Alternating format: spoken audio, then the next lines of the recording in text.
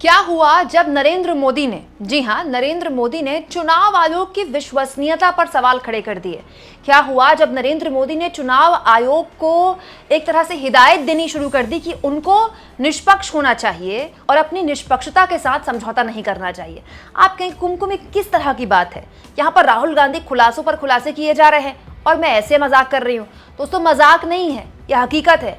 नरेंद्र मोदी ने चुनाव आयोग पर गंभीर सवाल खड़े किए हैं और तो और चुनाव आयोग को नसीहत दी है कि कुछ भी कीजिए लेकिन अपनी निष्पक्षता पर आंच मत आने दीजिए। दोस्तों, राहुल गांधी ने जब चुनाव आयोग पर विस्फोटक खुलासा किया तो चुनाव आयोग ने राहुल गांधी से ही कह दिया आप शपथ पत्र दे दीजिए। साथ साथ में बीजेपी की पूरी टीम उतर गई। संबित पात्रा, मोदी जी के मंत्री मैदान में उतर गए कहते हुए कि राहुल बाबा को चुनाव आयोग पर सवाल उठाने से पहले अपने संगठन को मजबूत करना चाहिए, इनको तो हार का ठीकरा फोड़ने की एक बहाना मिल गया। लेकिन अब मैं आपको दिखाऊंगी कि स्वयं नरेंद्र मोदी जी भी चुनाव आयोग पर बेहद गंभीर सवाल खड़े कर रहे हैं और तो और अपने कार्यकर्ताओं से कह रहे हैं कि चुनाव आयोग के फैसले के खिलाफ सत्याग्रह करें, सड़क पर उतरें। दोस्तों, ये कोई मैं झूठ नहीं बोल रही हूँ, ये देखिए स्वयं मोदी जी का पोस्ट है। मोदी जी ने पोस्ट लिखा है और मोदी जी का ऑफिशियल सोशल मीडिया हैंडल है, ये मत सोचिएगा कि कोई मजाक है। मोदी जी के official social media handle x से पोस्ट है। ये दुर्भाग्यपूर्ण है कि चुनाव आयोग को संस्था की निष्पक्षता की कोई चिंता नहीं है और इसीलिए हमारे कार्यकर्ताओं को सत्याग्रह पर उतरना पड़ा। मतलब नरेंद्र मोदी कह रहे हैं कि चुनाव आयोग को अपनी निष्पक्ष होने की, अपनी इस साख की कोई चिंता ही नहीं है और इसीलिए उनके पार्टी के कार्यकर्ताओं को सत्याग्रह करने के लिए उतरना पड़ा। अगर आप सोचते हैं तो मामला यहीं तक रुक गया है, तो नहीं। आगे नरेंद्र मोदी चुनाव आयोग पर लिखते हैं, मैं अपने कार्यकर्ता बहनों और भाइयों से शांति बनाए रखने और ये सुनिश्चित करने की अपील करता हूं कि लोगों को किसी भी कठिनाई का सामना ना करना पड़े। मतलब चुनाव आयोग से इतना परेशान, इतने दुखी हैं नरेंद्र मोदी। ये कह रहे हैं कि अपने कार्यकर्ताओं से मोदी कह रहे हैं कि वो शांति बनाए रखें। तो दोस्तों, अब पूरी जानकारी मैं आपको दे देती हूँ। दरअसल ये जो पोस्ट नरेंद्र मोदी ने लिखा है, इसकी आप डेट देखिए, 8 मई 2014। ये पोस्ट तब का है जब मोदी गुजरात के मुख्यमंत्री थे और मनमोहन सिंह देश के प्रधानमंत्री थे। मोदी बीजेपी के पीएम कैंडिडेट थे और बड़े जोरों शोर से वो प्रचार कर रहे थे। उस वक्त तो मोदी का जलवा हुआ करता था। मतलब नरेंद्र मोदी को देश ने विष्णु का अवतार मान लिया था। नरेंद्र मोदी के पास देश की उन दिनों हर समस्या का समाधान था, हर समस्या था। वो चाय पर चर्चा किया करते थे, न्यूज़ चैनल्स में वो छाए रहते थे और देश उनको एक बड़ी उम्मीद से देख रहा था। उसके बाद क्या हुआ वो तो खैर आप सबके सामने ही है। लेकिन ये मैं आपको दिखाना चाहती हूँ कि उस वक्त नरेंद्र मोदी को बनारस आना था, बनारस से उनको चुनाव लड़ना था, ये पहले से ही तय हो गया था। वहां पर उनको एक कार्यक्रम के लिए आना था, गंगा आरती थी उनकी, गंगा आरती के लिए आना था और उससे पहले ही चुनाव आयोग ने ऐसा करने की उनको इजाजत नहीं दी।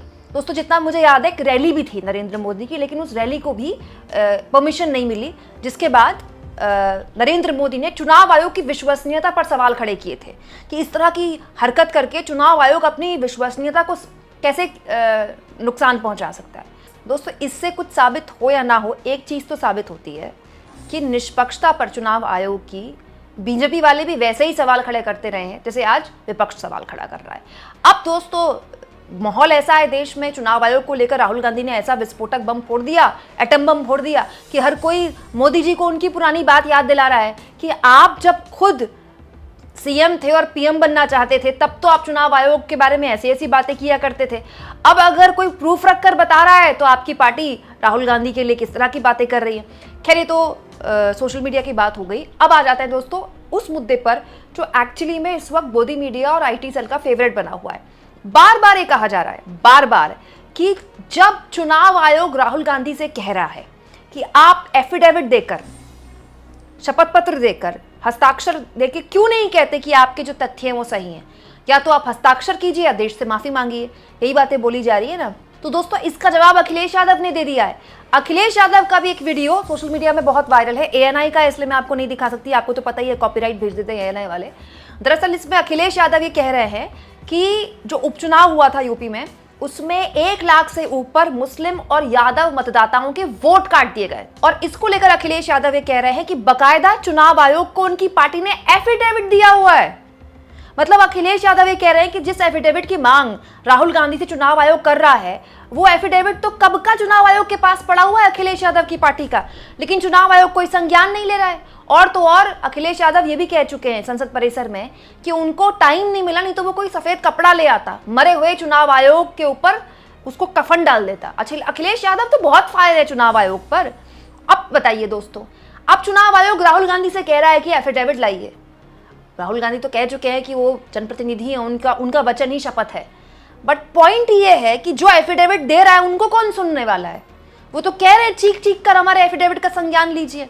दोस्तों, अब ये ऐसा मुद्दा है जिस पर चुनाव आयोग बहानेबाजी बनाकर बच नहीं सकता, क्योंकि आज मैंने आपको ये खबर दिखाई जिसमें पूर्व मुख्य चुनाव आयुक्त भी सामने आ गए। उन्होंने भी कहा कि इस तरह चुनाव आयोग को बचना नहीं चाहिए, चुनाव आयोग को सारे साक्ष्य सामने रख देने चाहिए। तमाम पूर्व IAS IPS हैं जो खुलकर इस मुद्दे पर चुनाव आयोग की मुखालफत कर रहे हैं। अब इस पूरे के पूरे मसले पर साफ तौर पर कन्हैया कुमार, योगेंद्र यादव भी सामने आ गए। दोस्तों, योगेंद्र यादव जो लगातार इस तरह के मसले देखते रहे हैं, पिछले 30 साल से अपने सामने चुनाव होते देख रहे हैं, उन्होंने इस तरह के चुनाव आयोग की हरकत पर कहा है, जब से राहुल गांधी ने वोटर लिस्ट का भंडाफोड़ किया है तब से भौचक्के भक्तों ने एक अजीब कुतर्क चला है। आपने ही तो गला खराब होने की शिकायत की, तो गला कटने से परेशान क्यों हैं? आपने ही तो कहा कि वोटर लिस्ट में घपला है, तो SIR के विरोध में क्यों हैं? इन अक्ल के दुश्मनों को समझाए, जैसे गला खराब होने का इलाज गला कटाना नहीं, उसी तरह SIR वोटर लिस्ट के घोटाले का इलाज नहीं है। ना इस दवा की जरूरत थी, ना इससे इलाज हुआ। सीधा सा इलाज था कि चुनाव आयोग BLO को घर घर भेजकर लिस्ट की जांच करवाए, मृत या फिर ट्रांसफर हो चुके या फिर डुप्लीकेट नाम कटवा दे, नए नाम जोड़ देता, जिस पर शक होता उससे सामान्य दस्तावेज मांग लेता। उसके घर बिहार के 8 करोड़ लोगों से फॉर्म भरवाने और असंभव दस्तावेज मांगने की जरूरत नहीं थी। और इतना सब करके भी लिस्ट नहीं सुधरी। नई लिस्ट में भी उतनी ही खामियां हैं जितनी पिछली लिस्ट में थी, एक भी नाम जोड़ा नहीं। लेकिन जो दिमाग के किवाड़ बंद करके बैठे हों, उन्हें कैसे समझाया जाए? यही बात बोली जा रही है ना कि राहुल गांधी ने तो बढ़िया प्रूफ दे दिया देश को कि SIR होना ही चाहिए। उसके जवाब में योगेंद्र यादव ने कहा। इसके अलावा कन्हैया कुमार ने कहा, हम भारत के लोग भावुक जरूर हैं पर बेवकूफ नहीं हैं। इस रंगा बिल्ला को क्या लगता है कि इनकी चोरी पकड़ी नहीं जाएगी? एक बात गौर करने लायक है, नेता प्रतिपक्ष ने सबूत के साथ सवाल चुनाव आयोग से पूछा, पर उसका बचाव भाजपा और इनकी दरबारी मीडिया कर रही है। ऐसा लगता है कि चुनाव आयोग का बयान और भाजपा का बयान एक ही कंप्यूटर पर टाइप किया गया है। दोस्तों, 100 बात की एक बात, चुनाव आयोग ने हाल के महीनों में लोकसभा चुनाव से ही शिकायत आ रही थी, लेकिन जब से ज्ञानेश कुमार मुख्य चुनाव आयुक्त बने, ट्रांसपेरेंसी और जवाबदेही के नाम पर अपने आप को बिल्कुल अलग कर लिया। ऐसे नहीं होता है दोस्तों। चुनाव आयोग के अधिकारियों को सैलरी आपकी मेरे टैक्स पेयर से मिलती है, टैक्स पेयर के पैसे से मिलती है, और चुनाव आयोग के लोग हर लिहाज से इस देश के लोगों को जवाब देने के लिए बाध्य हैं। दोस्तों, हमको क्या जवाब देंगे? कांग्रेस पार्टी को भी जवाब सूत्रों के हवाले से आ रहा है। इतना बड़ा संस्थान चुनाव आयोग, जिसके आगे हर कोई सर झुकाता था, जिसका डंका पूरी दुनिया में बजता था, देखिए उसका क्या हश्र हो गया। और यकीन जानिए, ये ऐसा मसला है जो जल्दी निकलने वाला नहीं है। आज तो केवल आरोप प्रत्यारोप चल रहे हैं। जब सोमवार को संसद से निकलकर चुनाव आयोग तक मार्च करेगा इंडिया गठबंधन, फिर क्या होगा? ये भारत के इतिहास में पहला मार्च होगा, और ये होने वाला है सोमवार को। आप देखिएगा, बड़ा जबरदस्त हाई वोल्टेज ड्रामा रहने वाला है। इसके बाद SIR के विरोध में राहुल गांधी रैली निकालने वाले हैं। देश के अलग अलग हिस्सों में अलग अलग पॉलिटिकल पार्टी साफ तौर पर कह चुकी हैं कि वो अपने इलाके में SIR नहीं होने देंगे। और उसके बावजूद भी अगर चुनाव आयोग ऐसी सीक्रेसी बनाए रखता है, ऐसी चुप्पी साधे रखता है, तो फिर इसके लिए कौन जिम्मेदार होगा? दोस्तों, मैं तो कहती हूँ सबसे पहले मोदी जी को ही टेक लेना चाहिए। वो तो खुद भुक्तभोगी हैं। वो खुद ही सोशल मीडिया में ट्वीट खेल रहे थे जब 2014 से पहले वो CM थे और PM बनना चाहते थे, और उनको स्थानीय लेवल पर चुनाव आयोग ने इजाजत नहीं दी कार्यक्रम करने की। तब उन्होंने चुनाव आयोग की विश्वसनीयता पर सवाल खड़े कर दिए। ये तो उससे कहीं बड़ा मसला है। मैं तो कहती हूँ चुनाव आयोग को सबसे पहले मोदी जी को फोन करना चाहिए कि जो मेरे साथ हुआ वो दूसरों के साथ ना हो। आपको क्या लगता है दोस्तों, क्या मोदी जी ऐसा करेंगे? कमेंट बॉक्स में जरूर लिखें, और जितना हो सके चैनल को शेयर भी करें, सब्सक्राइब भी करें। और दोस्तों, थैंक्स और ज्वाइन के जरिए आप चैनल को सपोर्ट भी कर सकते हैं।